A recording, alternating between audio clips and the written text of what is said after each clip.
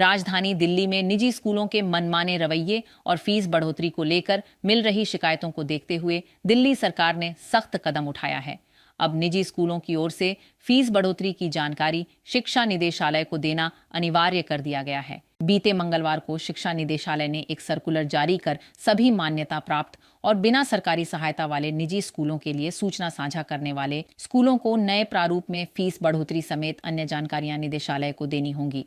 इनकी जांच निदेशालय कराएगा। निदेशालय ने नए फॉर्मेट में स्कूल के टीचिंग और नॉन टीचिंग स्टाफ से जुड़ी जानकारियां भी मांगी हैं।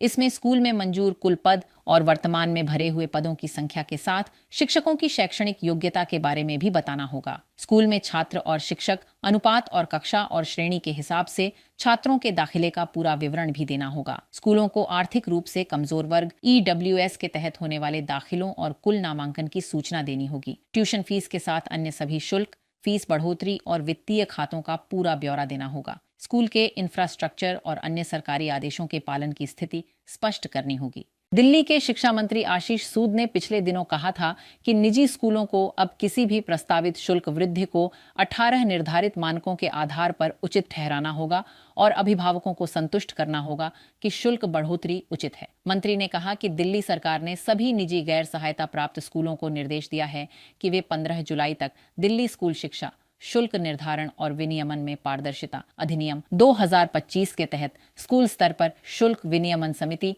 SLFRC का गठन करें। उन्होंने चेतावनी दी कि अनुपालन न करने वाले संस्थानों के खिलाफ सख्त कार्रवाई की जाएगी।